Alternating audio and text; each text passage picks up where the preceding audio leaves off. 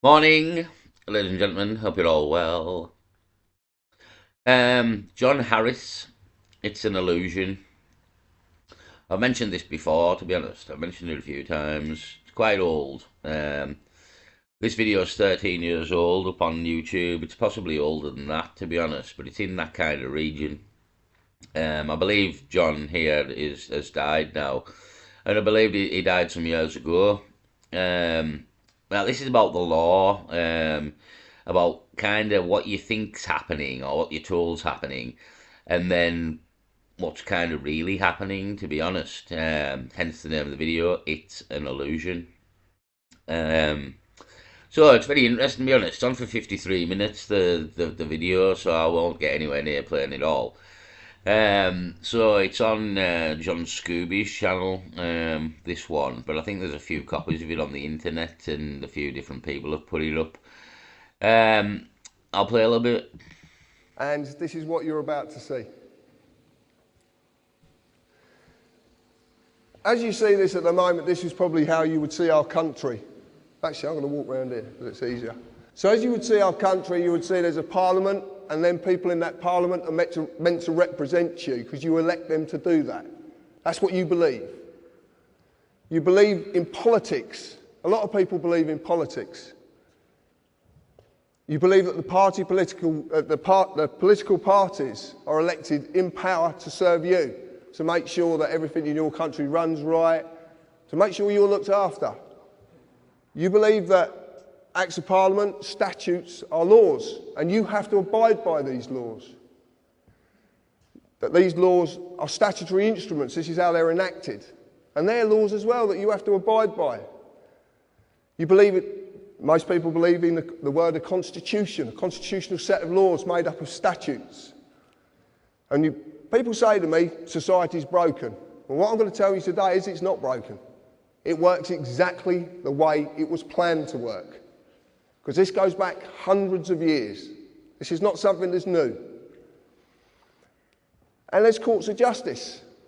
How many people in this room have suffered at the hands of the courts of justice where injustice is actually happening? What I'm going to tell you today is that the members of Parliament are actually directors of a corporation. That is what you're electing. And because you're only electing directors of a corporation, nothing will ever change. It will go in the same direction. There you go. So that's why nothing will ever change and always go in the same direction. And I'm sure a lot of people in England and Britain feel that it doesn't matter what we do and who we elect, it just seems to generally get worse for us. Do you know what I mean? And they promise all this, but ultimately it just seems to get worse, and that's what I've seen all my life. Doesn't matter who we elect, Labour or Conservatives, generally just gets worse. And that's because this guy's saying here is because it's not it's not a democracy like you're told. It's not. It's you're electing directors of a corporation. Will keep you heading in the same direction no matter who is elected, which is kind of exactly how it feels. Forever. Because politics is not what you think it is. The members of Parliament, anybody seen this before? This is Dun & Bradstreet. Do you know what Dun & Bradstreet is? Right. If you were going to do business with a corporation or a company in the world, then you can use Dun & Bradstreet, which at the moment is about 160 million corporations worldwide. You can use these to find out if that corporation does good business. Does it have any debts? Has it got any county court judgments against it? So what this is a register of corporations, of companies. And the members of Parliament are a company. Gordon Brown is a company. David Cameron is a company. And this one I like. The Labour Party trade as Alistair Darling MP. It's their trading name. It's just there. The reason they trade with Alistair Darling MP is because Alistair Darling is a diplomat. There's about 3 of them. If they trade in his name, that trading name has diplomatic status. That means they can bend things and do things that you don't know about. It's a whole different way of doing things. This is what politics is about. This is what you believe to be the people representing you are doing, but they're not. This is what they're doing.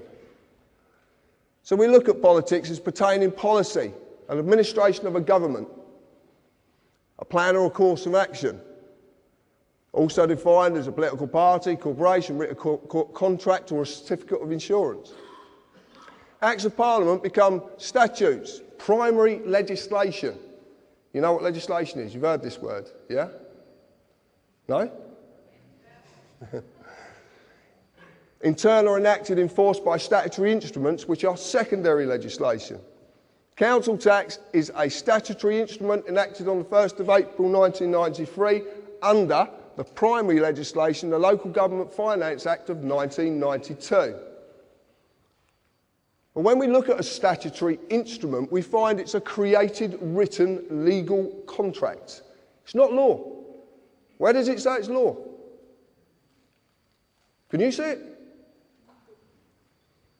Society. So I'm going to look at society and the contracts. Society, the socially dominant members of a community. Does this country have a socially dominant element who want to stay socially dominant? Right. It is a number of persons united by mutual consent in order to deliberate, determine and jointly act for a common purpose. Does that ring any bells?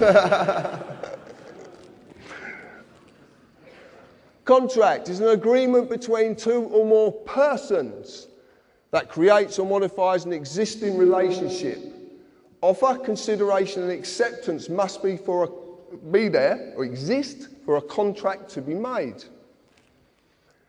Then we look at a constitution, the fundamental rules, written or unwritten, which John explained earlier, that establishes the character of a government by defining the basic principles society must conform to. Do you have to conform to things? Do you? Do you pay tax? No. You don't? Join the club. You were not given a choice if you wanted to join this society. It was made for you at the time when you could not express a choice. So when we look at the word statute, I know I like this one, a legislative rule of society given the force of law by the consent of the governed. And I ask you, please, if you could explain to me where in that definition taken from Black's Law Dictionary that says that statute is law. The force of law. Yeah, it says given the force of law by consent of the governed. Now, you're the governed, and obviously everybody knows what the word consent means. So, in effect, a statute isn't law. Again, it's if you go back to what it said there. Hold on. The governed. Yeah, a legislative rule of society given the force of law by the consent of the governed as a rule or as a corporation. So, as you see here, a statute defined, it's not law, it's given the force of law by consent of the governed.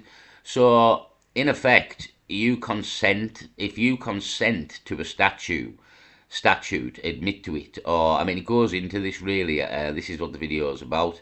It can get you a lot of things, to be honest, because a lot of stuff, as he goes on to explain, it's not law, it's statutes, and again, is given the force of law by the consent of the governed. So you have to consent, in effect, to be prosecuted for a statute because it's not law. And this is the definition exactly here. A legislative rule of society given the force of law by the consent of the governed. So what he's basically saying is that statutes aren't laws and don't really apply to you unless you let them apply to you. If you consent to the statute and consent to it in effect admitting you were wrong, you consent to be convicted of a statute in a way, is what he's saying. And consent can be taken away. So it's kind of what he's saying. He'll go into it a bit better. And I ask you, please, if you could explain to me where in that definition taken from Black's Law Dictionary that says that statute is law. The force of law, but it's not law.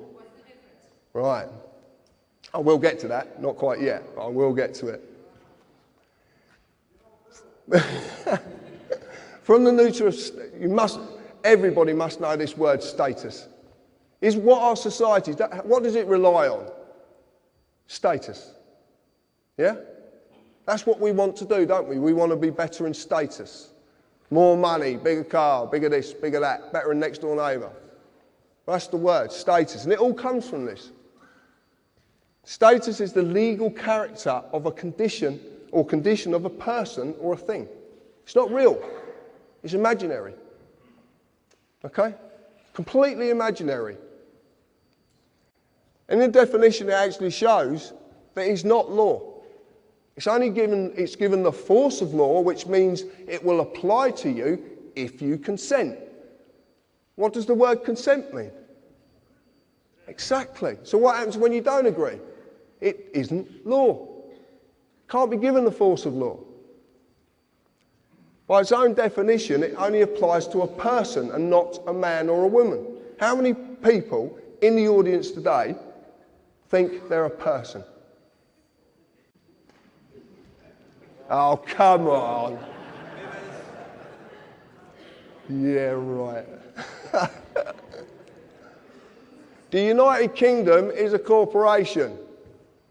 Now, up till February of last year, it was United Kingdom PLC. In February, and it's dissolved, and they've never, ever published their accounts. If you want to check that out, go on Companies House, because it's there.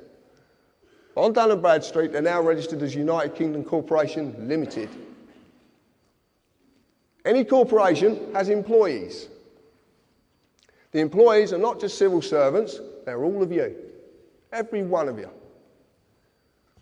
If you have a national insurance number, that means you too are an employee.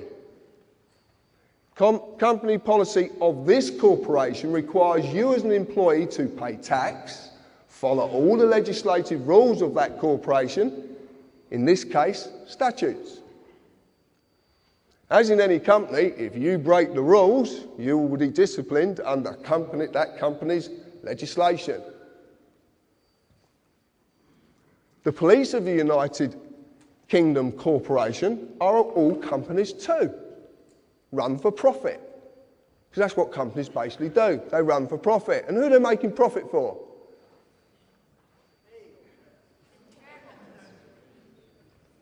Directors, shareholders, they all want a profit. And where does that profit come from?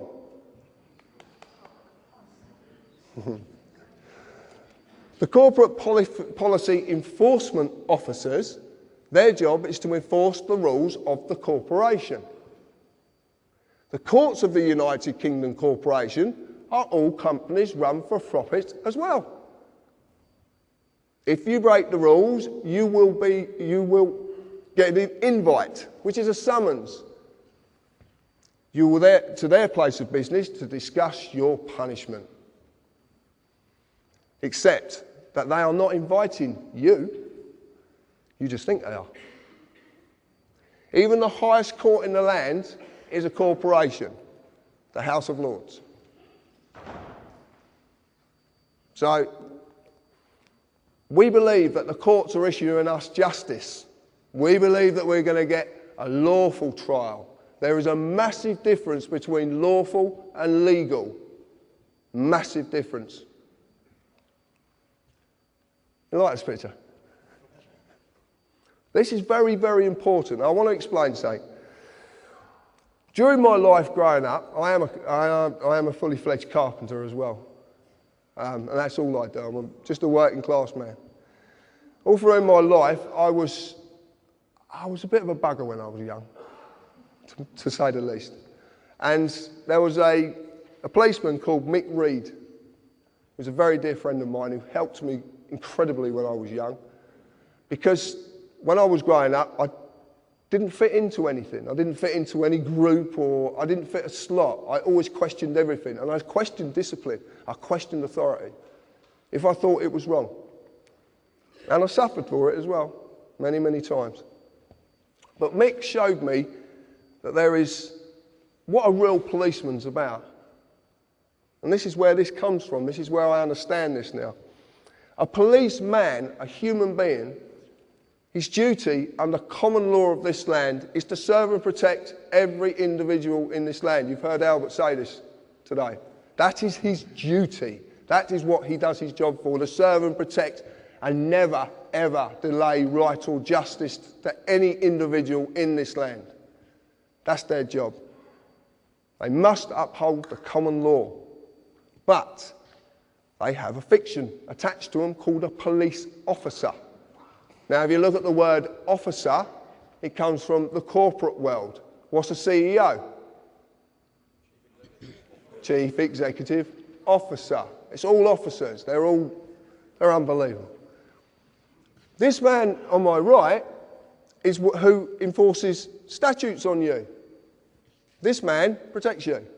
But the trouble is, the boys in blue, who I've got all the admiration in the world for, because I've got a lot of friends in the police force, don't know the difference.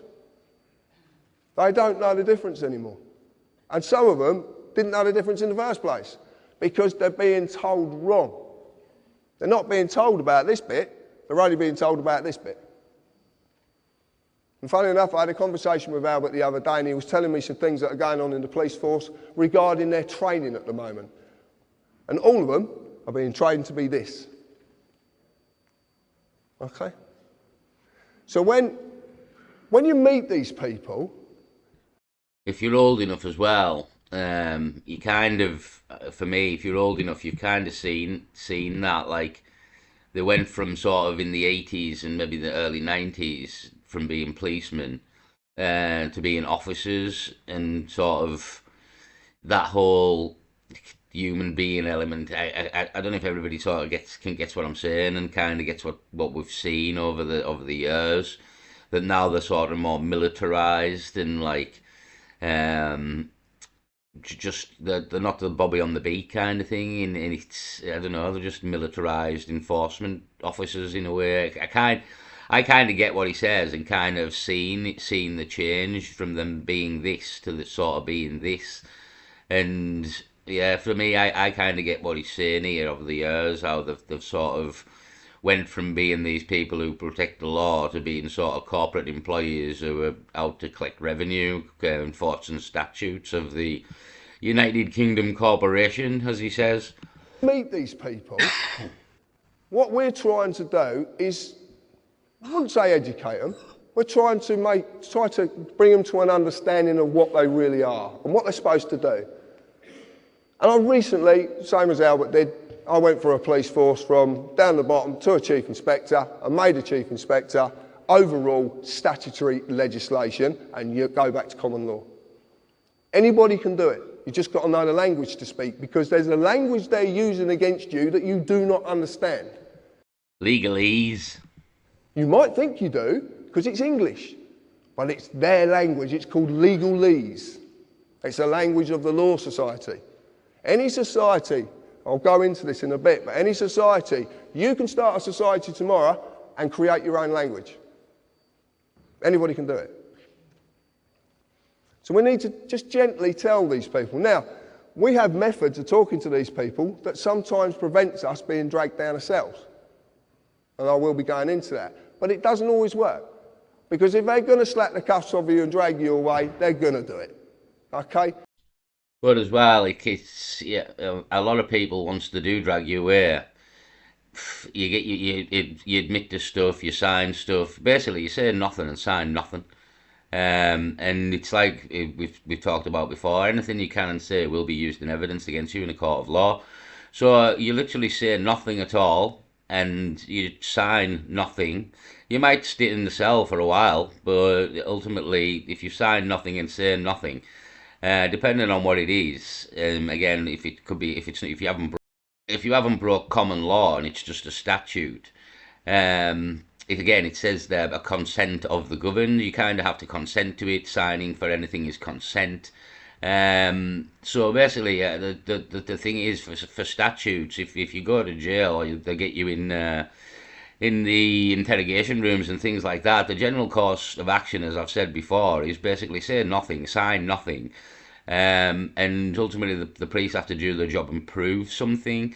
And plus, with it being a statute, possibly depends again, obviously, what you went in for. If you've murdered somebody, it's common law. You're fucked. If you've raped somebody, common law. You may not harm anybody or cause them loss is common law. Not paying your TV license, as an example, is a statute. So it's quite complicated, to be honest. The ins and outs, and as he says here, though, it's still their world. That's the thing. If the copper wants to drag you down the police station, they will, because they feel they have the right to, and it's again how they're trained. That they're trained to be the police officer now, and it's kind of just how it rolls. Like, as he's saying here, don't put up too much of a fight upon arrest either, because then they'll get you for resisting arrest. So you've got to be very clever. And you might as well just make it easy, but always let them know that you're protesting peacefully. No violence. No violence whatsoever. This is not about violence. It's a bit like Gandhi said, an eye for an eye just ends up with a well. Yeah, violence begets violence. So you go with them if they want to arrest you. You go peacefully. You basically make a point of saying I am against this arrest and against the whole sort of issue. But you do not put up any physical resistance whatsoever, because that will turn. They'll use force again. Violence begets violence. So again, everything he says here, it's right. He's right. You don't stoke the fire once the fire is lit. So you have to play along and even go down to the police station. But once you're in the police station, that doesn't mean you've been convicted or anything. Yeah, but again, you could be adding resisting arrest and actually get convicted of something for resisting arrest. So there you go. Just go peacefully and say you have a problem with it. And again, once you get there, it's a different kettle of fish. Just because they're taking you down the station doesn't mean you've been convicted of anything or charged with anything. So yeah, just do as he says. Well, being all blind. I want you to watch this little video, and the man who made this video is actually up there.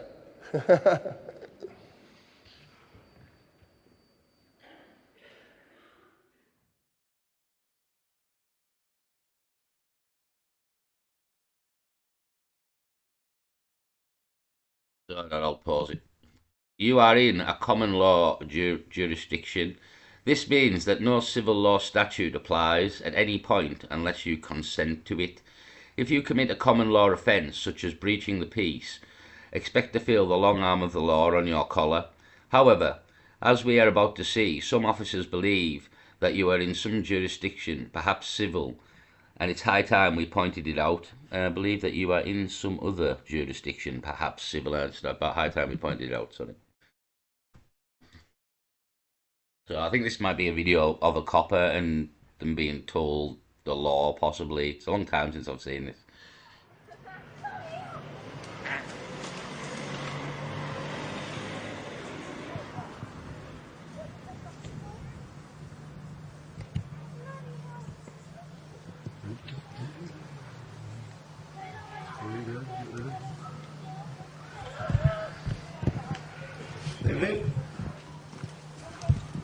Put the camera down for Can I help us, you? mate. What? Can I help you? Put the camera down for us. What? Whoa. I'm in my own garden here, mate. Okay. What, you come bursting down? Filming the police? It's not an offence at all. It is, sir. No, it's not an offence at all. No, I'm a filmmaker, mate. I know the laws. I've been doing this for years, mate. I film the police all the time. It's not an offence. Okay. We're telling you. What section is it an offence under? Okay. It's an offence, sir. What section is it an offence I'll under? find out for you. If you can switch the camera off. No, I can't switch my camera off. It gets better, I promise you. It does, and it's like, don't get me wrong, it's two young coppers, and this is like, at least it's about 15 years ago. Now most coppers now, It's like when you watch Charlie Veach or Billy Moore and that. Most coppers are aware now, they've been told across the board that people are allowed to film them, and especially in public. You're allowed to film the public because you're in public.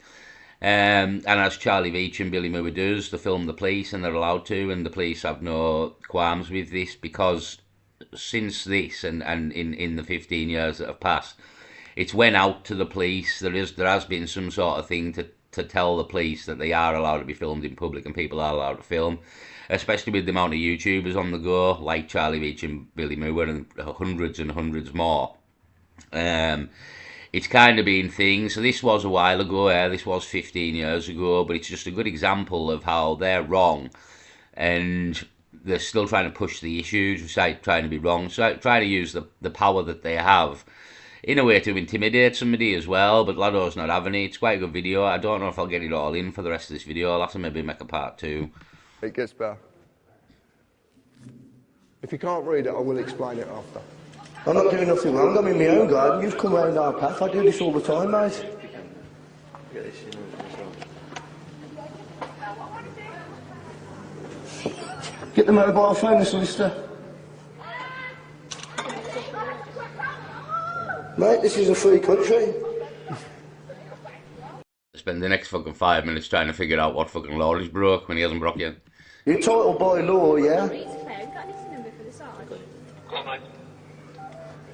Sarge, just quickly, we've just done a stop check on the Welsh Pond. There's a gentleman here that's filming us. Yeah, he's in his own garden, minding his own business, and the police have just come over here intruding on my privacy, my liberty, my freedom.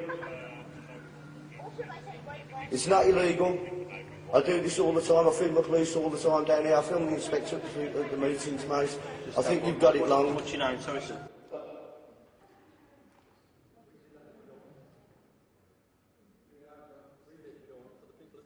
No, I'll do it. I think you've got it wrong, right? And you know what you ought to do, mate? Do you know what you ought to do? If you don't like me filming you, you do what I do. You go to see the MPs, yeah, and get them to bring it up in Parliament so they can change the laws. But don't come and harassing me over it. Sorry, sir. It doesn't matter who I am, mate, you know. Okay. You look number 58. You know. I'm not doing anything wrong at all, mate. Nothing wrong at all. You just took it on your own head to come over and harass me, you know. This is England, mate, you know. This isn't communist China, you know that, mate. That was a blind about.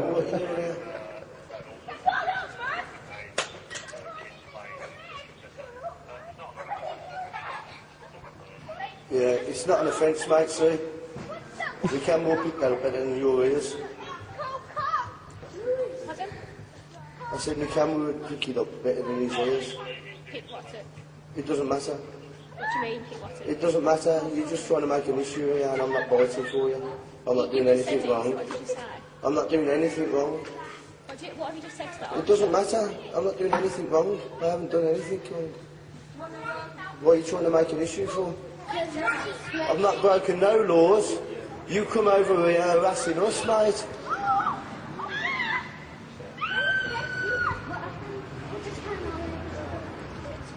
Thank you. Have a nice day. Didn't even say nothing to him, just walked away. Oh, we're wrong. Thank you, Darren, for that. Just as this plays out, I'll explain what actually went on there. I'll have to have run out of time on this video. I'll make a part 2. It's quite interesting, this, and it's about the law and statutes and stuff in general, and he goes on to sort of explain the video as well, so I'll have to make a part 2. I'll leave it there for this one. Peace.